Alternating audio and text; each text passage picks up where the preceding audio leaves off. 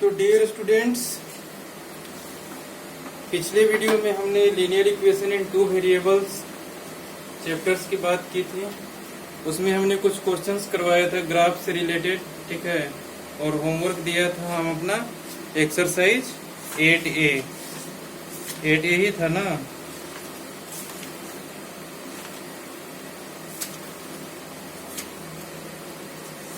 हाँ, 8A दिया था, ठीक है। 8A एक्सरसाइज से तो कोई डाउट नहीं आया, ठीक है, लेकिन एक बच्चे ने एक डाउट डाला है, एक क्वेश्चन, ठीक है, उसको सॉल्व किया जाए, ठीक है। क्वेश्चन उसने सेंड किया है, two men starts from points A and B respectively 42 kilometre apart. One walks from A to B at 4 km/h and another walks from B to A at certain uniform speed. They meet each other after 6 hours. Find the speed of second man. ठीक है, तो यहाँ पर देखें distance हमारा कितना दिया हुआ है, 2 पॉइंट हमारा दिया हुआ है, ठीक है। दोनों के बीच में हमारा डिस्टेंस कितना है,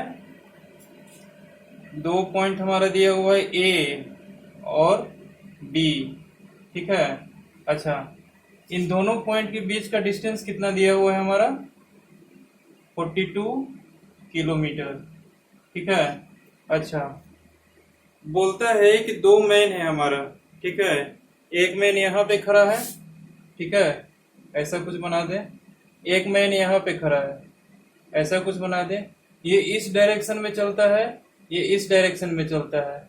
ये चलता है हमारा 4 किलोमीटर प्रति आवर की स्पीड से, ठीक है, पर आवर की स्पीड से।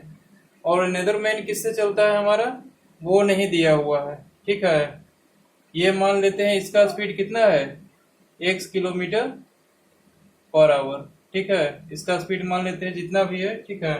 हमको नहीं पता है कि इसका स्पीड कितना है। इसका स्पीड दिया हुआ है 4 किलोमीटर पर आवर की स्पीड से दौड़ता है, ठीक है। 6 घंटे बाद दोनों आपस में क्या करते हैं, मीट करते हैं, ठीक है। ये इधर की ओर जा रहा है। मान लेते हैं कि इन दोनों के बीच का डिस्टेंस है हमारा 42 किलोमीटर। मान लेते हैं कि इस पॉइंट पे हमारा मीट करता है दोनों, ठीक है। किसी भी पॉइंट पे मीट कर सकता है, लेकिन वो पॉइंट हमारे इन दोनों के बीच ही होगा, इतना तो पता है, ठीक है। मान लेते हैं कि इस पॉइंट पे हमारा मीट करता है दोनों पर्सन, ठीक है। अच्छा, कितने देर के बाद मीट कर रहा है, आफ्टर 6 आवर्स, ठीक है। 6 घंटे के बाद मान लेते हैं कि ये आदमी यहाँ पहुंच जाता है और ये आदमी यहाँ पहुंच जाता है, ठीक है।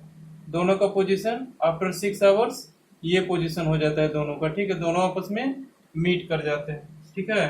अच्छा, तो हम ये तो पता कर सकते हैं इसमें इतना में से, ठीक है, कि 6 घंटे के बाद पहला पर्सन यहाँ से ए पॉइंट से कितना दूर आगे चल गया, ठीक है। कौन से फॉर्मूला से, distance is equal to speed into time, ठीक है। 9th क्लास के चैप्टर 1 में फिजिक्स में आपने पढ़ा होगा, ठीक है, या फिर प्रीवियस क्लासेस में भी हमने पढ़ा था, 8 क्लास में, 7 क्लास में ऐसा क्वेश्चन किए थे स्पीड टाइम से रिलेटेड। इन एटलीस्ट फॉर्मूला तो आपको पता होगा, डिस्टेंस निकालने के लिए स्पीड और टाइम को मल्टीप्लाई करते हैं, ठीक है। तो मान लेते हैं कि 6 घंटे दौड़ा कितना स्पीड से, 4 किलोमीटर पर आवर की स्पीड से, तो कितना डिस्टेंस चला होगा, इसको मल्टीप्लाई कर देते हैं, 6 इंटू 4 कितना हो गया, 24 किलोमीटर। ये मैन कितना दूर चला, 24 किलोमीटर। इसका मीनिंग ये हुआ कि यहाँ पूरे का डिस्टेंस हमारा कितना है, 42 किलोमीटर, ठीक है। 42 किलोमीटर में से यहाँ से 24 किलोमीटर चल दिया, ठीक है। यानी ये पॉइंट और ये पॉइंट का डिस्टेंस कितना हो गया हमारा, 24 किलोमीटर, ठीक है। इतनी बात तो समझ में आ रही होगी, ठीक है ना। ये 24 किलोमीटर बाद ये दोनों आपस में मीट कर रहे हैं यहाँ से, ठीक है। इस पॉइंट का नाम दे देते हैं सी, ठीक है। सी पॉइंट पे हमारा ये दोनों पहुंचा है, ठीक है। अच्छा, पूरा है हमारा 42 किलोमीटर, ठीक है। 42 किलोमीटर टोटल है, ठीक है ना।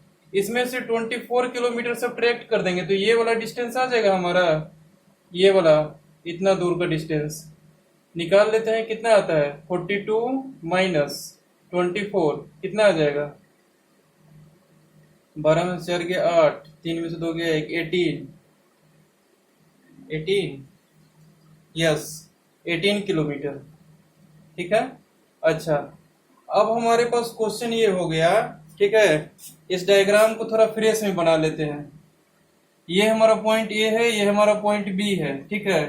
ये दोनों आदमी हमारा इस पॉइंट पे क्या कर रहे हैं, मीट कर रहा है। ये एक आदमी यहाँ से चलना स्टार्ट किया, एक आदमी यहाँ से चलना स्टार्ट किया।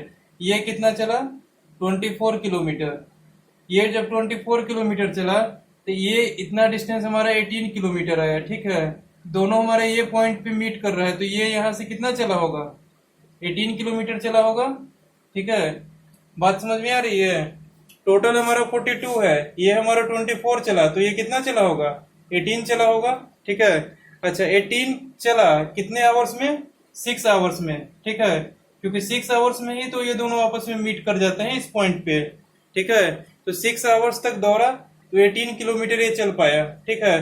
तो पूछा क्या है, speed of the second man, ठीक है। स्पीड निकालने के लिए क्या करेंगे, यहां से देखें, स्पीड इज इक्वल टू हो जाएगा हमारा डिस्टेंस, ठीक है।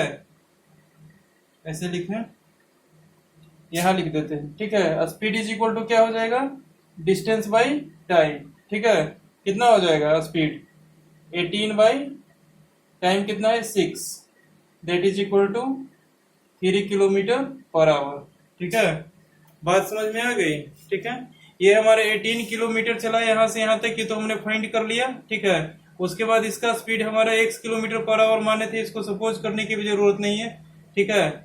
ये 18 किलोमीटर डिस्टेंस चला 6 आवर्स में, तो ये सेकंड मैन का हमारा स्पीड कितना हो जाएगा, distance upon time, distance upon time कितना हो गया, 3 किलोमीटर पर आवर, ठीक है। बस यही तो इसमें करना था, ठीक है। बहुत इजी क्वेश्चन है, ठीक है। आप लोग पहली बार सोल्व कर रहे होगे, इसीलिए इसमें डाउट आया होगा, ठीक है। और सारा क्वेश्चन तो मेरे ख्याल से बन गया होगा, क्योंकि डाउट तो नहीं आए हैं, ठीक है। और कोई, ठीक है। अच्छा, अब चलते हैं हम क्वाड्रिलेटरल्स एंड पैरेललोग्राम्स, ठीक है। ऐसा नहीं है कि सीक्वेंस वाइज ही आप लोग डाउट पूछो, ठीक है। पिछला नंबर सिस्टम से लेके अभी तक हमने जितनी चीज पढ़ाए हैं, ठीक है, उनमें से जितने भी डाउट्स हैं आप पूछ सकते हो। लाइट चली गई यार, sorry for disturbance dear students. Light जाने की वजह से कुछ परेशानी हो गई, ठीक है। अब चैप्टर स्टार्ट करते हैं हम, क्वाड्रिलेटरल्स एंड पैरेललोग्राम्स, ठीक है। ये देखें,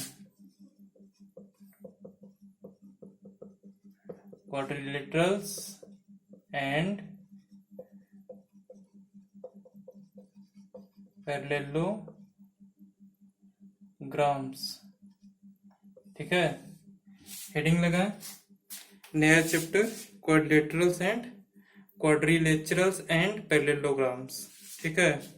अच्छा, क्वाड्रिलेटरल हमारा क्या होता है, क्वाड्रिलेटरल, ठीक है।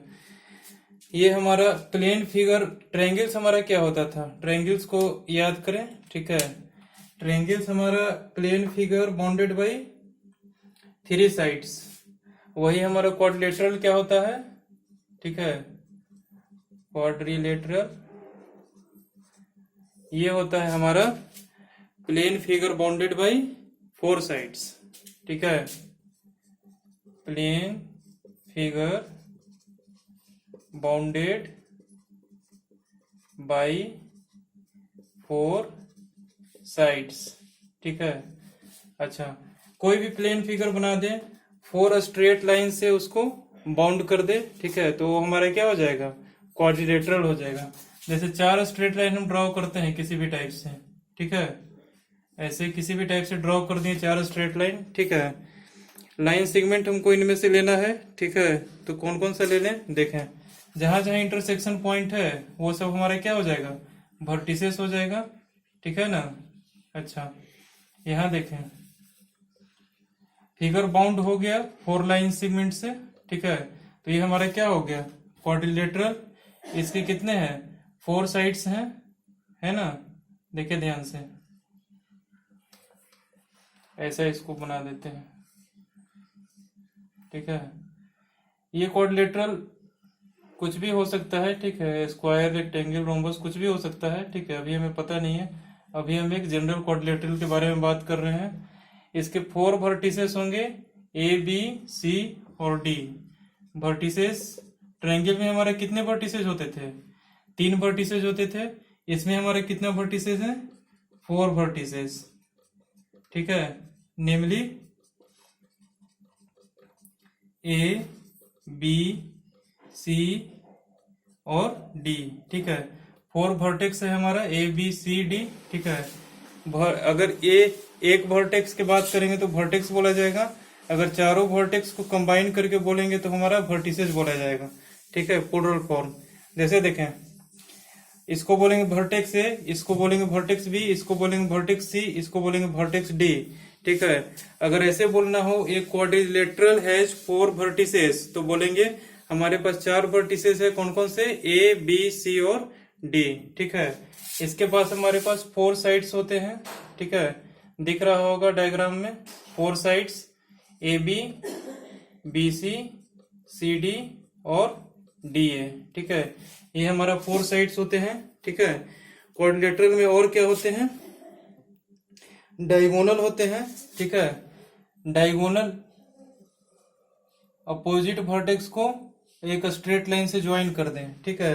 बी का अपोजिट वर्टेक्स कौन सा है? डी। ए का अपोजिट वर्टेक्स कौन सा है? सी, ठीक है। दोनों अपोजिट वर्टेक्स को हम एक स्ट्रेट लाइन से जोड़ देंगे क्वाड्रिलेटरल में, तो वो हमारा क्या हो जाएगा? डायगोनल हो जाएगा। इसमें हमारा डायगोनल कौन कौन सा है? देखें, yes, A C and B D, ठीक है। ए सी और बी डी हमारा क्या है? डायगोनल्स है, ठीक है। देखें, A C and B D are diagonals, ठीक है।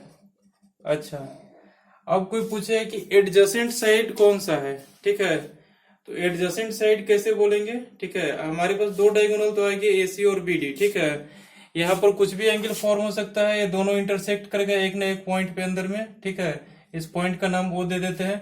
यहाँ पर कुछ एंगल फॉर्म होगा, यहाँ पे होगा, यहाँ पे होगा, यहाँ पे होगा, ठीक है। वो सब तो जनरल बात है कि एंगल जहाँ पर 2 लाइन इंटरसेक्ट करते हैं वहां पे एंगल फॉर्म होते ही होते हैं, ठीक है। यहाँ पर भी हो जाएंगे एंगल फॉर्म, ठीक है। ये हमारा एंगल है क्वाड्रिलेटरल का, है कि ये हमारा एंगल है, कि ये एंगल है, कि ये एंगल है। क्वाड्रिलेटरल के पास 4 एंगल्स होते हैं, ठीक है। कौन कौन से एंगल होते हैं? Angle A, angle B, angle C, angle D, ठीक है। जहां जहां हमारा साइड इंटरसेक्ट करेगा एक दूसरे को, वहां वहां क्या होगा? एंगल फॉर्म होगा। तो नॉर्मल सी बात है कि क्वाड्रिलेटरल के पास 4 एंगल्स होंगे, ठीक है। अच्छा, यहाँ पर जो एंगल बन रहा है वो क्वाड्रिलेटरल का एंगल नहीं है, ठीक है। उसमें कंफ्यूजन मत होइएगा। क्वाड्रिलेटरल का हमारे पास 4 ही एंगल्स होते हैं, 1 2 3 4, ठीक है। अच्छा, अब आते हैं एडजेसेंट साइड, ठीक है। 2 टर्म है हमारे पास, एक एडजेसेंट साइड, एक अपोजिट साइड, ठीक है। एडजेसेंट साइड किसे बोलेंगे? देखें, एडजेसेंट साइड हमारा उसको बोलेंगे 2 साइड्स का हमारे पास अगर कॉमन वर्टेक्स है एक, ठीक है, तो वो दोनों हमारे एडजेसेंट साइड हो जाएगा। जैसे अगर वर्टेक्स ए को देखा जाए तो ए बी और ए डी, ठीक है, हमारा क्या हो जाएगा? एडजेसेंट साइड हो जाएगा। बात समझ में आ रही है?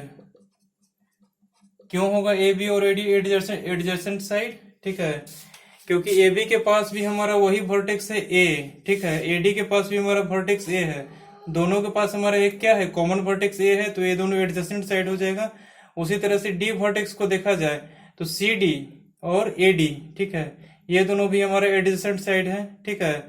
अगर सी वर्टेक्स को लेते हैं तो सी डी और बी सी ये हमारे एडजेसेंट साइड है। अगर इस वर्टेक्स को लिया जाए तो ए बी और बी सी हमारा क्या है? एडजेसेंट साइड हो जाएगा, ठीक है ना। अच्छा, अपोजिट साइड किसको बोलेंगे? ठीक है, जिसके पास कॉमन वर्टेक्स नहीं हो। 2 साइड ऐसा ले लें जिसके पास कॉमन वर्टेक्स नहीं हो। जैसे देखिए ए बी और सी डी ये दोनों जो साइड है हमारा, ठीक है, इसके पास कॉमन वर्टेक्स एक भी नहीं है, ठीक है। इसके पास वर्टेक्स डी, इसके पास वर्टेक्स सी, इसके पास वर्टेक्स ए, इसके पास वर्टेक्स बी, दोनों चारों में से कोई वर्टेक्स कॉमन नहीं है, ठीक है। तो ये दोनों क्या हो जाएगा? हमारा अपोजिट साइड हो जाएगा, ठीक है। अपोजिट साइड कौन कौन सा हो जाएगा? ये देखें, अपोजिट साइड हो जाएगा A B and C D, ठीक है। अब देखिए और अपोजिट साइड कौन कौन सा होगा? ए डी और बी सी, ठीक है। इन दोनों के पास भी हमारा कॉमन वर्टेक्स नहीं है। इसके अलावा कोई भी 2 साइड का हम कॉम्बिनेशन लेंगे वो हमारा क्या आ जाएगा? एडजेसेंट साइड आ जाएगा।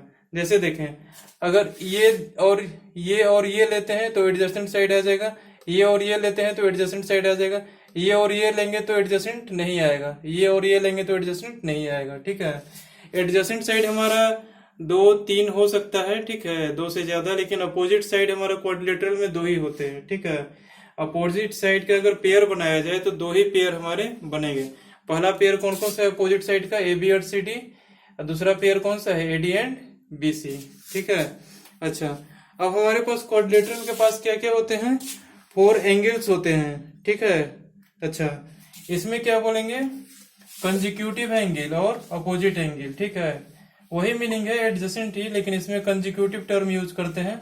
ठीक है, क्योंकि एडजेसेंट परफेक्ट मीनिंग नहीं है। ठीक है, यहां पर देखें, एंगल्स के बारे में बात करें तो एक होता है एडजेसेंट एंगल, ठीक है, डिफाइन होता है। दूसरा डिफाइन क्या होता है, अपोजिट एंगल। ठीक है, एडजेसेंट एंगल कौन सा होगा, जस्ट बगल वाला, पड़ोसी। जैसे देखिए, ए का पड़ोसी एंगल कौन कौन सा है, एंगल बी है और ए का डी है। ठीक है, तो angle A and angle D, ठीक है, इसको लिख देते हैं कंजिक्यूटिव एंगल, एडजेसेंट नहीं परफेक्ट टर्म है, कंजिक्यूटिव एंगल। ठीक है, एंगल ए डी हमारा क्या है, कंजिक्यूटिव एंगल है। एंगल ए और एंगल बी भी हमारा क्या है, कंजिक्यूटिव एंगल है। अच्छा, डी पॉइंट पे आते हैं, डी एंगल पे, तो देखें एंगल डी और एंगल सी ये हमारा क्या है, कंजिक्यूटिव एंगल है। ठीक है, एंगल सी और एंगल बी ये हमारा कंजिक्यूटिव एंगल है। ठीक है, ऐसे ही बहुत सारा पेयर हम बना सकते हैं। 2 पड़ोसी एंगल को ले लेंगे कोई भी, ठीक है, वो हमारा कंजिक्यूटिव एंगल हो जाएगा। ठीक है, अपोजिट एंगल कौन सा होगा, ये देखें, अपोजिट एंगल होगा जस्ट सामने वाला। ठीक है ना, जैसे देखें, एंगल के पास हमारे पास आर्म होते हैं। ठीक है, कंजिक्यूटिव एंगल के पास हमारा एक कॉमन आर्म होगा। ठीक है, जैसे देखें, 2 कंजिक्यूटिव एंगल हम ले लेते हैं, ए और डी। ठीक है, ये दोनों के बीच में हमारा कॉमन आर्म कौन सा है, ए डी। ठीक है, क्योंकि एंगल ए फॉर्म करने के लिए हमारा ये आर्म है और ये आर्म है, दिख रहा है। एंगल डी फॉर्म करने के लिए हमारा ये आर्म है और ये आर्म है, दिख रहा है। तो ए डी हमारा आर्म है जो एंगल ए में भी आ रहा है, एंगल डी में भी कॉमन आ रहा है। ठीक है, तो ये वो आर्म हमारा अगर कॉमन होगा तो उसको बोलेंगे कंजिक्यूटिव एंगल। और अगर अपोजिट एंगल में होगा कि कोई आर्म कॉमन नहीं होना चाहिए। ठीक है, अपोजिट एंगल में लिख ले, angle having no common arm. ठीक है, angle having no common arm. ठीक है, कॉमन आर्म इसमें हमारा नहीं होगा। जैसे देखें, एंगल ए का अपोजिट एंगल क्या हो जाएगा, एंगल सी। ठीक है, एंगल बी का अपोजिट एंगल क्या हो जाएगा, एंगल डी। इसमें भी हमारे पास अपोजिट में क्या बनेगा, 2 पेयर बनेगा, और कंजिक्यूटिव में बहुत सारे पेयर बन सकते हैं। ठीक है, तो ये हमारा क्वाड्रिलेटरल के कुछ टर्म्स थे। ठीक है, जो कि यहाँ पे कंप्लीट होते हैं। ठीक है, एंगल समझ में आ गया होगा, डायगोनल समझ में आ गया होगा। ठीक है, अब इसमें बहुत सारा प्रॉपर्टीज है, बहुत सारा टाइप है। ठीक है, उसको हम डिस्कस करते हैं आगे। ठीक है, लिखें, अगला हेडिंग लगाएं, वेरियस टाइप्स ऑफ क्वाड्रिलेटरल्स।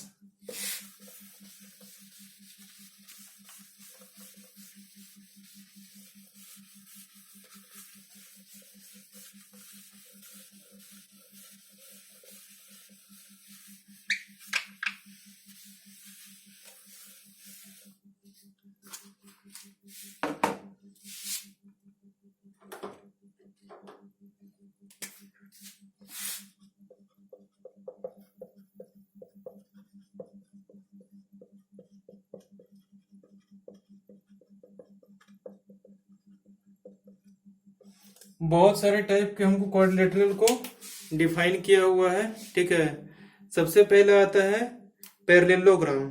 ठीक है, पैरेललोग्राम क्या होता है, ये देखें,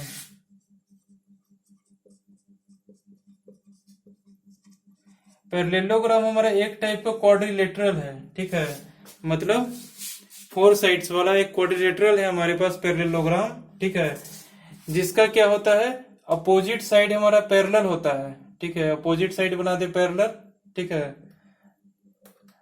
अपोजिट साइड जैसे हमारा एक ए हो गया, बी हो गया, ठीक है, ये सी हो गया, ये डी हो गया, ठीक है। ये हमारा क्वाड्रिलेटरल है, ठीक है। ये कह रहा है पैरेललोग्राम की डिफिनेशन में कि हमारे पास अपोजिट साइड्स पैरेलल होने चाहिए, ठीक है। तो इसके पैरेलल ये बना दें, इसके पैरेलल ये बना दें, ठीक है।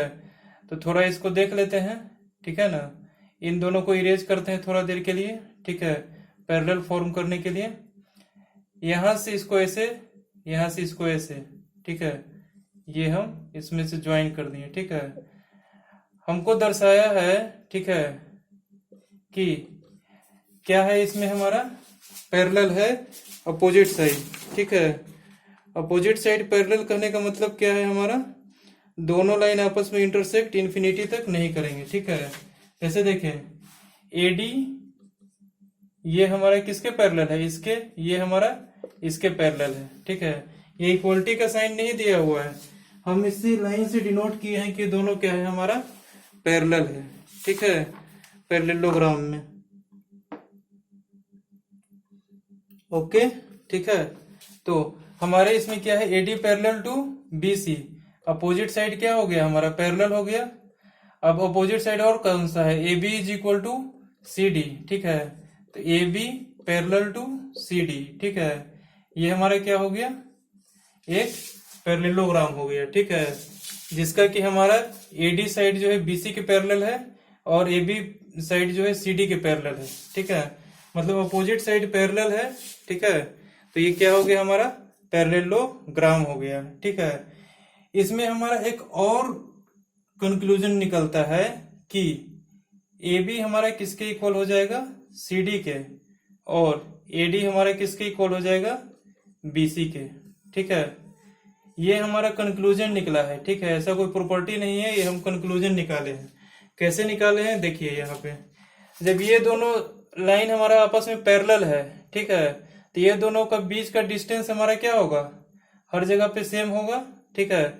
तो ये वाला लाइन जो कट करेगा पैरेलली, ठीक है, ये दोनों जो लाइन पैरेलली हमारा कट करेगा दोनों को, ठीक है।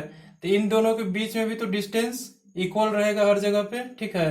तो इन दोनों पैरेलल लाइंस के बीच का डिस्टेंस कौन सा है, एक ये वाला डिस्टेंस है, एक ये वाला डिस्टेंस है। ये दोनों हमारा क्या होगा, इक्वल होगा, क्योंकि ये दोनों लाइन पैरेलल है। सेम उसी प्रकार से ये दोनों लाइन पैरेलल है, तो इनके बीच का डिस्टेंस ये और ये दोनों सेम रहेगा। मतलब इसका क्या निकलता है कि A D is equal to B C and A B is equal to C D.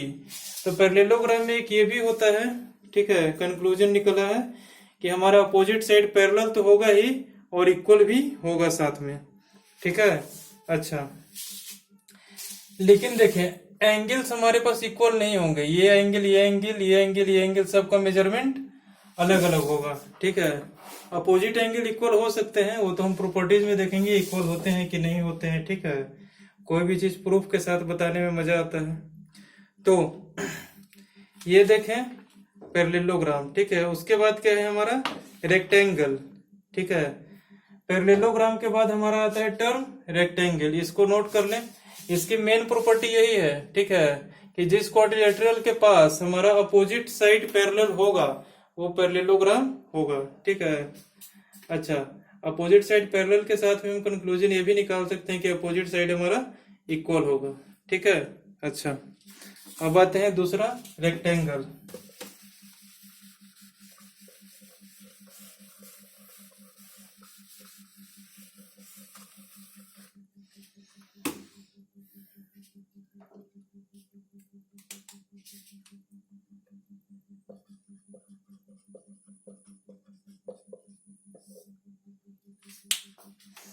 Rectangle हमारा क्या होता है, इसको समझें। रेक्टेंगल हमारा एक टाइप का पैरेललोग्राम है, ठीक है, जिसमें कि सारा एंगल 90 डिग्री का होता है। वैसे इसका प्रॉपर्टी में ऐसा कुछ नहीं है। प्रॉपर्टी में देखिए इसका क्या है, ये हमारा एक क्वाड्रिलेटरल ऐसा है, ठीक है, जिसका कि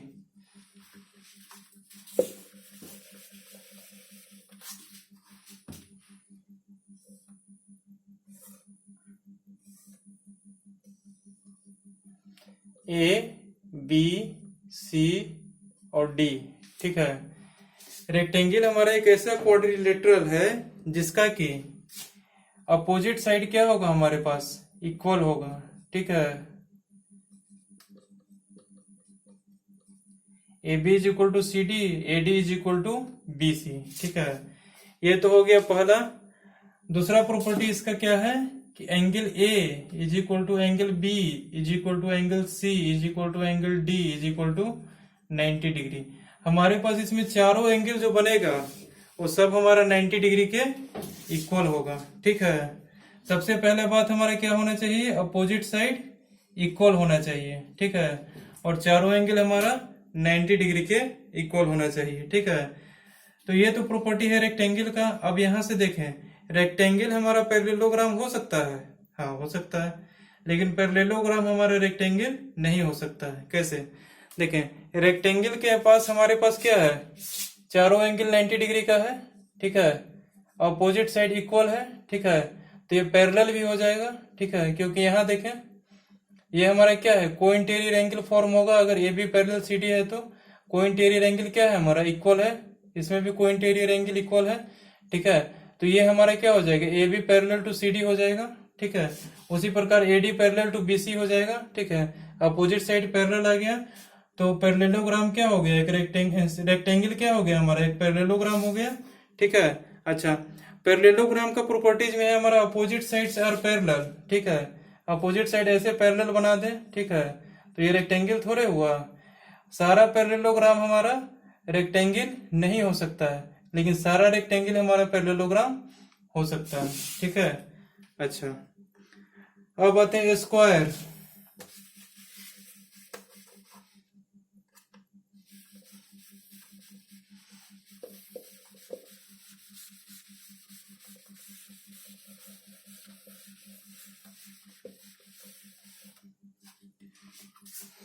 लिखे अगला टर्म स्क्वायर।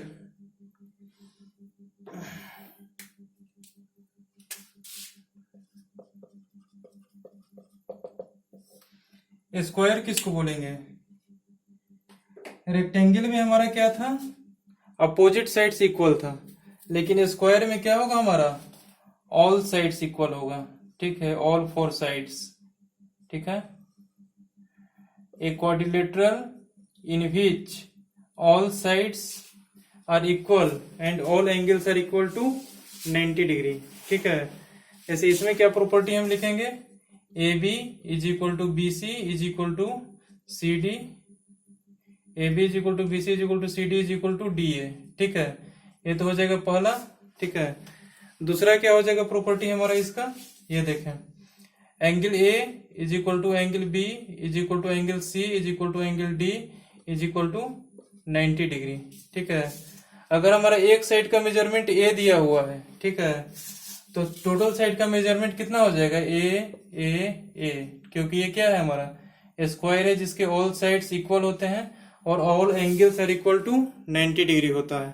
ठीक है, ये भी हमारा 90 डिग्री के इक्वल होगा, ये भी 90 डिग्री, ये भी 90 डिग्री, ये भी 90 डिग्री।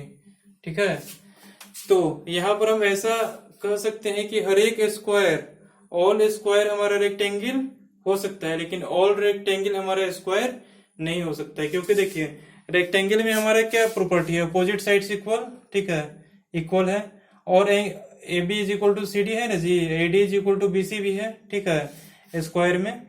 अच्छा, उसके बाद क्या है कि हमारा all angles are equal to 90 degree, तो angle A, angle B, angle C, angle D, ये चारों एंगल क्या है हमारा 90 डिग्री के इक्वल है। ठीक है, तो ये हमारा क्या करता है, एक रेक्टेंगल के प्रॉपर्टी को सेटिस्फाई करता है, तो ये हमारा रेक्टेंगल हो सकता है। All squares are rectangle but all rectangles are not square, क्योंकि रेक्टेंगल का प्रॉपर्टीज है अपोजिट साइड्स आर इक्वल। ठीक है, अपोजिट साइड अगर इक्वल बना देंगे, ठीक है, स्क्वायर कभी बनेगा।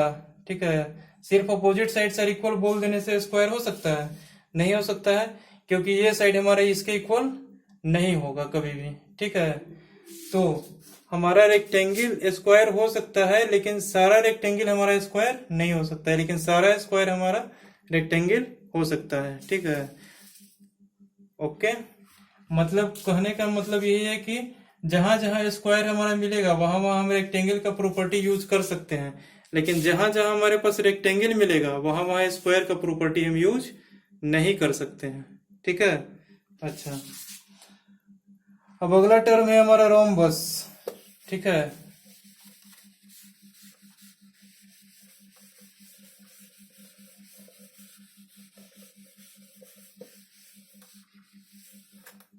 देखें अगला टाइप,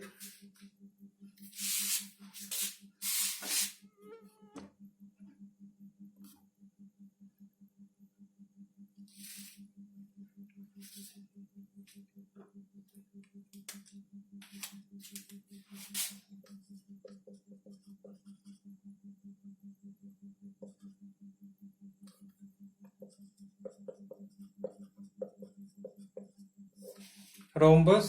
ठीक है, रोम्बस का क्या प्रॉपर्टी होता है देखें। रोम्बस हमारा इस तरह का क्वाड्रिलेटरल है। ठीक है, इसका शेप को पहले पहचाने, ऐसा। ठीक है, इससे कुछ आप आइडिया लगा सकते हैं रोम्बस की डिफिनेशन पे, रोम्बस क्या होता है। इसमें पहला टर्म हम लिखेंगे क्या, A B is equal to C D is equal to AB is equal to BC is equal to CD is equal to DA, all four sides are equal। ठीक है, दूसरा हम क्या लिखेंगे इसमें, दूसरा ये लिखेंगे AB parallel to CD and AD parallel to BC। ठीक है, AD हमारा BC के पैरेलल होगा और AB हमारा CD के पैरेलल होगा। ठीक है, मतलब रोम्बस हमारा एक टाइप का पैरेललोग्राम है जिसका कि ऑल फोर साइड्स क्या होते हैं, इक्वल होते हैं। ठीक है, लेकिन जरूरी नहीं है कि ये चारों एंगल हमारा 90 डिग्री का होगा, क्योंकि अगर चारों एंगल 90 डिग्री का होगा तो ये स्क्वायर बन जाएगा। ठीक है, अच्छा, तो हमारा एवरी स्क्वायर को रोम्बस के रूप में ले सकते हैं। ठीक है, लेकिन एवरी रोम्बस को हम स्क्वायर के रूप में नहीं ले सकते हैं, क्योंकि ये हमारा एक ऐसा रोम्बस है जिसका कि एंगल, रोम्बस में ये देखें कि एंगल हमारा 90 डिग्री के इक्वल हो भी सकता है, नहीं भी हो सकता है, लेकिन स्क्वायर में सब एंगल हमारा 90 डिग्री के इक्वल होगा। तो रोम्बस का प्रॉपर्टी स्क्वायर फुलफिल करता है, लेकिन स्क्वायर का सारा प्रॉपर्टी रोम्बस फुलफिल नहीं करता है। ठीक है, अच्छा, तो हमारा एवरी स्क्वायर रोम्बस हो सकता है, लेकिन एवरी रोम्बस हमारा स्क्वायर नहीं हो सकता है। ठीक है, अच्छा, स्क्वायर हो गया, रोम्बस हो गया, अब आते हैं ट्राइपेजियम। ठीक है,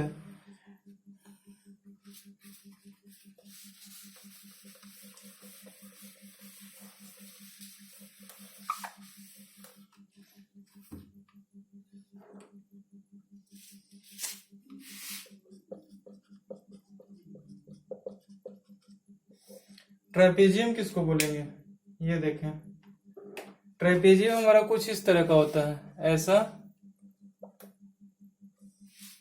ठीक है, ऐसा,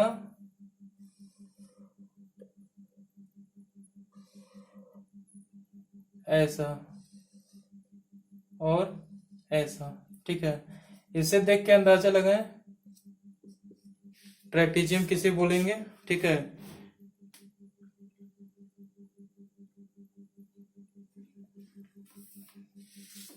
नहीं पता चल रहा है, यहां से पता चल रहा है कि ये इसके पैरेलल है, ये हमारा क्या है, नॉन पैरेलल साइड है।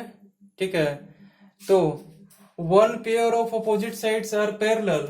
ठीक है, दो पेयर ऑफ अपोजिट साइड्स हमारा बनेगा, कौन कौन सा, AB एंड CD।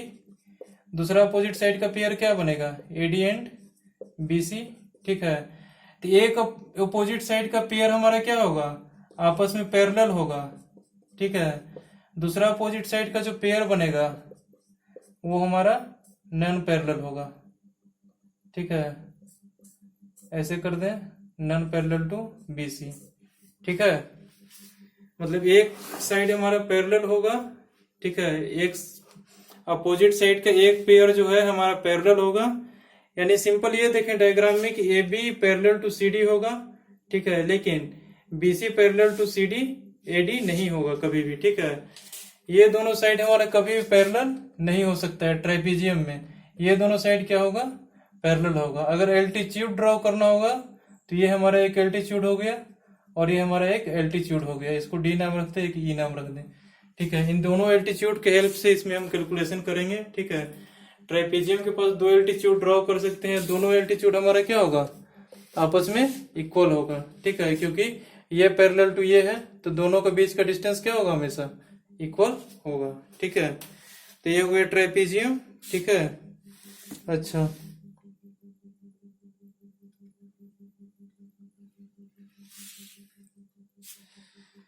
इतनी बात तो समझ में आ गई। ठीक है,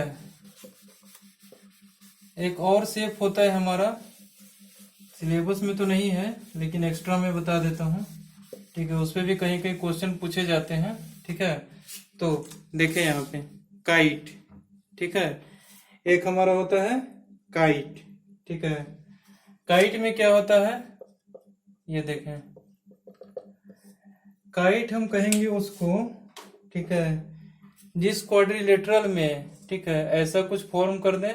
ठीक है, पतंग देखा होगा ना आप लोगों ने, बस पतंग ही है, पतंग का जो शेप है वही काइट है। ठीक है, अच्छा ये देखें, एबीसीडी हमारा काइट है। ठीक है, इसके प्रॉपर्टी में क्या लिखेंगे, सबसे पहला क्या होगा इसमें कि एडी और ए बी, ठीक है, ये दोनों हमारे एडजेसेंट साइड है। एडजेसेंट साइड हमारा क्या होगा, इसमें इक्वल होगा। एडजेसेंट साइड का जितना भी पेयर बनेगा, जितना नहीं मतलब दो पेयर ऑफ एडजेसेंट साइड कोई भी ले लें वो इक्वल होना चाहिए। ठीक है, ऐसे कोई भी दो एडजेसेंट साइड ले लें वो हमारे पास इक्वल होना चाहिए, मतलब एडजेसेंट साइड लेना है जिसका वर्टेक्स कॉमन हो। ठीक है, तो हम यहां से लिए दो पेयर एडजेसेंट साइड का, एक एडी एक ए बी। ठीक है, तो AD is equal to A B हमारे पास हो जाएगा इस डायग्राम में, और बीसी इज इक्वल टू हो जाएगा सी डी। ठीक है, तो ये क्या हो जाएगा हमारा काइट। मतलब काइट में सिर्फ इतना देखना है कि एडजेसेंट साइड का पेयर बन रहा है। ठीक है, तो कोई भी दो पेयर एडजेसेंट साइड का हमारा इक्वल होना चाहिए। ठीक है, एक दो पेयर हमारे एडजेसेंट साइड का बन जाएगा तो बाकी कितना बचेगा, दो पेयर एडजेसेंट साइड का। ठीक है, तो दो दो पेयर एडजेसेंट साइड का हमारा क्या होना चाहिए, इक्वल होना चाहिए। जैसे देखिए एक पेयर हमारा ये हो गया एडजेसेंट साइड का एडी ए बी जो कि इक्वल है, एक पेयर हमारा बीसी, यानी कि दो पेयर ऐसा बनना चाहिए एडजेसेंट साइड का जो कि हमारा इक्वल हो, तो हमारा क्या हो जाएगा, काइट। ठीक है, इतनी बात समझ में आ गई। ठीक है ना, अच्छा अब हमारे पास एक थ्योरम है। ठीक है, थ्योरम क्या है हमारे पास, ये देखें, क्वाड्रिलेटरल का, किसी भी क्वाड्रिलेटरल का चारों एंगल का समेशन करेंगे तो वो 360 डिग्री के इक्वल आएगा। ठीक है, देखें थ्योरम 1,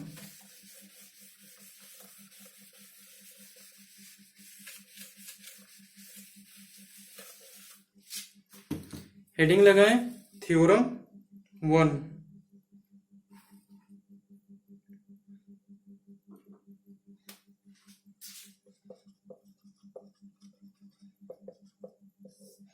पहला थ्योरम क्या कहता है हमारे, इसमें बहुत सारे थ्योरम पढ़ने हैं, 12-13 थ्योरम होंगे टोटल। ठीक है, हम पहला थ्योरम पढ़ रहे हैं अभी।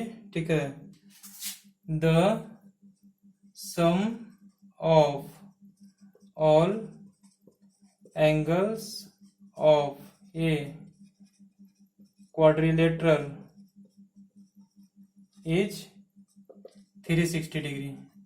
ठीक है, किसी भी टाइप का क्वाड्रिलेटरल ले लें। ठीक है, इररेगुलर कोई क्वाड्रिलेटरल हम बना देते हैं, अटपटा सा कुछ। ठीक है, कुछ भी अटपटा सा बना दें। ठीक है ना, इधर कर देते हैं साइड, ये तो हमारा फिर भी नॉर्मल लग रहा है देखने में, कुछ भी अटपटा सा बना सकते हैं, ऐसा ऐसा। ठीक है, फिर इस कॉर्नर से ऐसा ऐसा। ठीक है, ये एक अटपटा सा हमारे पास क्वाड्रिलेटरल हो गया। ठीक है, इस क्वाड्रिलेटरल में कह रहा है कि किसी भी क्वाड्रिलेटरल हम लेंगे, कोई भी टाइप का क्वाड्रिलेटरल, तो उसमें हमारा होगा सम ऑफ ऑल एंगल्स, यानी कि हमको क्या प्रूफ करना है, angle A is equal to angle B is equal to नहीं plus angle C plus angle D is equal to 360 degree. जैसे ट्रायंगल में तीनों एंगल का समेशन हमारा 180 डिग्री हुआ था, इसी में क्वाड्रिलेटरल में हमारा चारों एंगल का समेशन कितना होगा, 360 डिग्री होगा। ठीक है, जैसे ये एंगल ये एंगल ये एंगल ये एंगल ये सब का समेशन 360 डिग्री होगा। ठीक है, इसको प्रूफ करने के लिए सबसे पहले क्या करें कि हमें इसका एक डायगोनल ड्रॉ करते हैं, कोई भी एक डायगोनल ड्रॉ कर ले। हम डायगोनल ड्रॉ करते हैं B C B D dotted line से। ठीक है, ये हमारा हो जाएगा डायगोनल। ठीक है, जो कि एंगल बी और एंगल डी को दो पार्ट में डिवाइड कर रहा है। दोनों पार्ट इक्वल हो भी सकता है, नहीं भी हो सकता है। ठीक है, अब ये मान के चल रहे हैं दोनों पार्ट इक्वल नहीं है। ये एंगल 1 मान लेते हैं, ये एंगल 2, ये 3, ये 4, ये 5, ये 6। ठीक है, तो हमारे पास टोटल कितना एंगल हो गया देखें, यहाँ पर कहीं लिख ले, angle D is equal to क्या होगा, एंगल 4 प्लस एंगल 5। ठीक है, 4 और 5 को ऐड कर देंगे तो डी आ जाएगा। ठीक है, अरे डायगोनल हमारा दो पार्ट में डिवाइड कर दिया है एंगल को। ठीक है, इक्वल पार्ट हो भी सकता है, नहीं भी हो सकता है, ये हम नहीं कर सकते हैं। ठीक है, अच्छा, angle B is equal to क्या हो जाएगा, एंगल 2 प्लस एंगल 3। ठीक है, ये हो जाएगा हमारे पास। Angle A is equal to क्या हो जाएगा, angle 1, angle C is equal to हो जाएगा एंगल 6। ठीक है, इन सब एंगल का अगर समेशन कर दे 360 के इक्वल आ गया तो ये हमारा क्या हो गया, प्रूफ हो गया। ठीक है, तो सिंपल हम यहां लिखे प्रूफ। ठीक है, एंगल दोनों ट्रायंगल में देखते हैं, in triangle A D C, ठीक है, A D B, A D C नहीं, ए डी बी ट्रायंगल में देखे हैं। ठीक है, ए डी बी, ठीक है, ये एक ट्रायंगल फॉर्म हो रहा है। इसमें क्या होगा, angle 1 plus angle 2 plus angle 4 is equal to कितना होगा, 180 डिग्री की इक्वल होगा। ठीक है, क्योंकि ट्रायंगल के तीन एंगल का समेशन कितना होता है, 180 डिग्री होता है। अब देखें, in triangle B D C, B D C भी हमारा एक ट्रायंगल है, ये वाला। ठीक है, इस ट्रायंगल में क्या होगा, angle 3 plus angle 5 plus angle 6 is equal to 180 degree. ठीक है, क्योंकि ट्रायंगल के तीनों एंगल का समेशन कितना होता है, 180 डिग्री होता है। तो इसको और इसको सम करेंगे तो 360 डिग्री की इक्वल आएगा ना। एलएचएस को एलएचएस के साथ जोड़ देते हैं, आरएचएस को आरएचएस के साथ जोड़ देते हैं। ठीक है, लिख देंगे फ्रॉम फर्स्ट एंड सेकंड। बहुत लोगों को तो क्लियर भी हो गया होगा अब तक। Angle 1 plus angle 2 plus angle 4 plus angle 3 plus angle 5 plus angle 6 is equal to 360 degree. 180 plus 180 कितना हो जाएगा, 360 हो जाएगा। ठीक है, एंगल 1 हमारा क्या है, एंगल ए। ठीक है, प्लस बी हमारा क्या है, 2 और 3 का कॉम्बिनेशन है। 2 यहां से ले लिए, 3 यहां से ले लिए, 2 प्लस 3 के जगह पे हम एंगल बी लिख सकते हैं। ठीक है, एंगल 4 और एंगल 5 इन दोनों की जगह पे क्या है हमारा, एंगल डी है, प्लस एंगल डी लिख सकते हैं। ठीक है, एंगल 6 की जगह पे हमारा क्या है, एंगल सी है, एंगल सी लिख सकते हैं इज इक्वल टू 360 डिग्री। तो कुल मिला के हमारे पास टोटल कितना आ गया, angle A plus angle B plus angle C plus angle D is equal to 360 degree. ठीक है, यहाँ पे क्या हो गया, प्रूफ हो गया। क्वाड्रिलेटरल के 4 एंगल्स का समेशन कितना होता है, 360 डिग्री के इक्वल होता है। हम इसमें कुछ किए हैं, इसमें हम सिर्फ इतना ही किए कि दो टाइप का हम ट्रायंगल फॉर्म किए।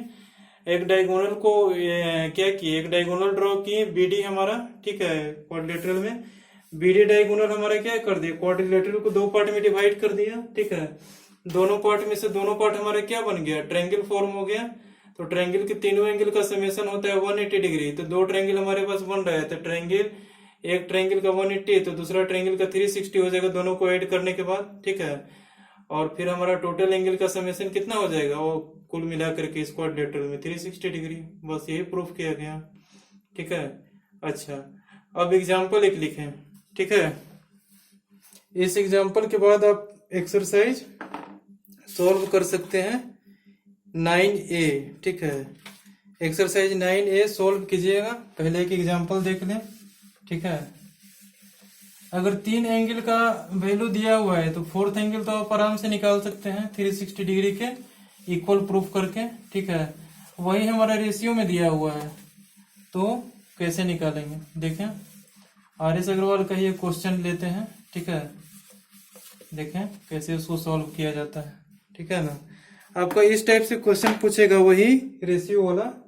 ठीक है, तो रेशियो वाला कैसे सॉल्व करते हैं आपको मालूम ही होगा। सेम उसी टाइप से इसमें भी सॉल्व करेंगे। ठीक है, क्वेश्चन है हमारा 4 angles of a quadrilateral are quadrilateral ABCD